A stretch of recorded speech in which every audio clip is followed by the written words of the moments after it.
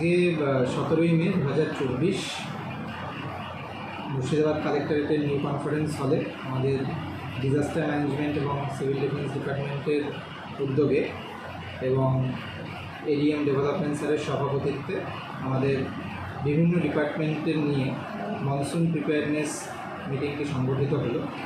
সেখানে বিভিন্ন ডিপার্টমেন্টের যারা আধিকারিকেরা আছেন তারা উপস্থিত হয়েছিলেন, আমরা ছিলাম। এডিএম স্যার তাদেরকে দিক নির্দেশ করলেন। আগামী দিনে আমাদের অলরেডি মনসুন সিজন শুরু হওয়ার পথে, তো যেহেতু মুর্শিদাবাদ একটি বড় জেলা এবং নদীমাতৃক জেলা, এখানে হুগলি নদী বয়ে গেছে, ভাগীরথী নদী বয়ে গেছে, অন্য অনেক ছোটো ছোটো নদী রয়েছে।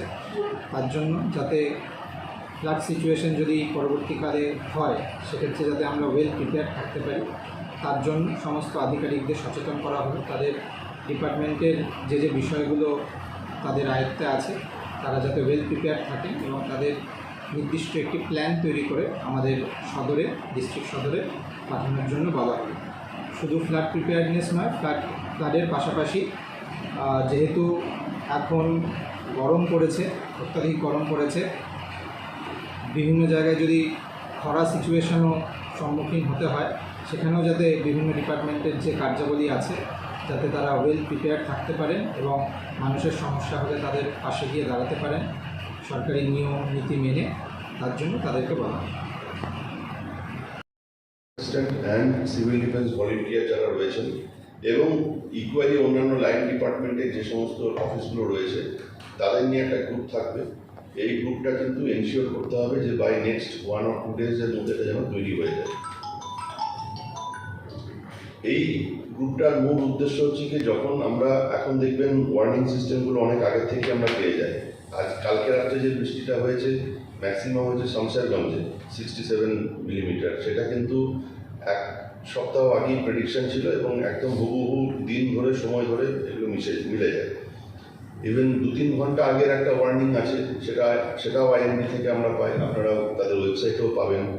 এইগুলো তখনই কাজে দেবে যদি আমরা সেগুলোকে ট্রান্সমিট করতে পারি, তা না হলে ওয়ার্নিং সিস্টেমের কোনো মানে নেই। আমি নিজেই জানলাম, আমার কাছে সেই তথ্য রেখে দিলাম, আমি নিজের ঘরে ঢুকে গেলাম, এটা কিন্তু কোনো অর্থ নেই।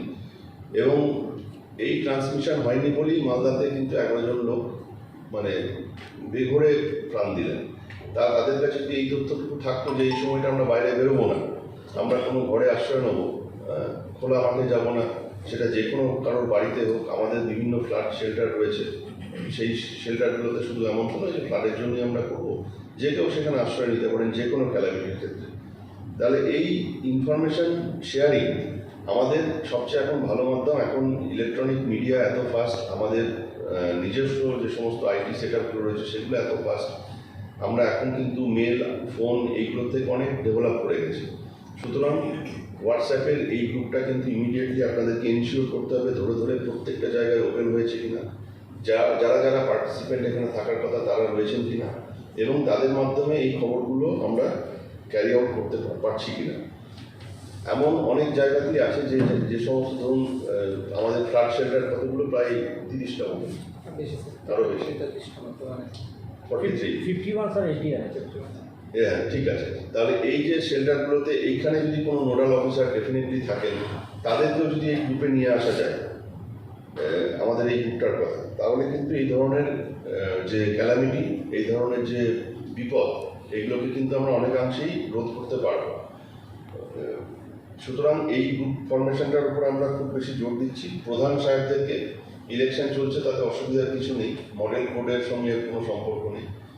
ইলেকশন পিরিয়ডে ন্যাচারাল ক্যালামিটির উপরে যে কেউ ধরনের ইন্টারভেনশন করতে পারে।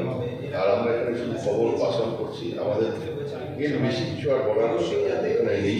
কিন্তু খবরগুলো যেন ট্রান্সমিশনটা প্রপারলি হয় এবং ইন টাইম হয়। আমরা সঠিক সময়ে আপনি যে তথ্যগুলো পাচ্ছেন সেগুলি আপনি ট্রান্সমিট করছেন, তাহলে কী হবে, আমরা সবার মধ্যে এই খবরগুলো আর্লি যে অ্যালার্ম পাচ্ছি, অ্যালার্ম কল যেগুলো আমরা পাচ্ছি সেগুলো যেন আমরা জানাতে পারবো। আশা করি আমরা প্রত্যেকেই সেটা করবো আর কি। সেটা হচ্ছে প্রত্যেকটা ব্লক স্তরে, সাব ডিভিশন থেকে ব্লক স্তর পর্যন্ত আমাদের যেমন একটা অফিসিয়াল গ্রুপ আছে, সেই অফিসিয়াল গ্রুপের সমস্ত বিডিএমও, এসডিডিএমও এবং এসওয়াই সাহেবরা আছেন। তো সেই রকমভাবে সাব ডিভিশনের সেই একইভাবে একটা গ্রুপ তৈরি করা এবং ব্লক স্তরের একটা গ্রুপ তৈরি করা, ঠিক আছে? করে এইবার ব্লক স্তরে যে গ্রুপটা হবে তাতে স্যার যেটা বলেন বিডিএমও সাহেব বা বিডিএমও যে ইনচার্জ থাকবে, জয়েন্ট সাহেব থাকতে পারে, প্লাস প্রত্যেকটা গ্রাম পঞ্চায়েতে ইয়ে বা প্রধান, ঠিক আছে, প্লাস কিছু সিটি করে যে মেসেজটা আমরা পাই আর কি আইএমডি থেকে, আমাদের স্টেট লেভেল থেকে যে মেসেজটা পাই যে আগামী 2-3 ঘন্টার মধ্যে বজ্রপাত সহ বৃষ্টিপাতের সম্ভাবনা আছে মুর্শিদাবাদ জেলায়।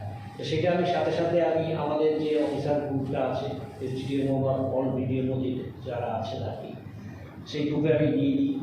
এবং সাথে সাথে অনুরূপভাবে এসডিএমও বা এসওয়াই সাহেবরা এবং বিডিএমও সাহেবরা তারাও কিন্তু তাদের গ্রুপে ওটা কনভে করে দেবে। তাহলে কী হবে, একদম লোয়ার লেভেলে যদি সেই মেসেজটা যায় তাহলে কিন্তু আমরা অনেকাংশেই আমরা রিডিউস করতে পারবো এই ধরনের দুর্ঘটনা থেকে, ঠিক আছে? এটা একটা দারুণ সাজেশান। এটা আমরা স্যার যেটা বলেন আমরা অবশ্যই ক্যারি আউট করব। Next responsibility. হ্যাঁ কিন্তু আমি যদি ডিসিআরসি গ্রুপে দেখি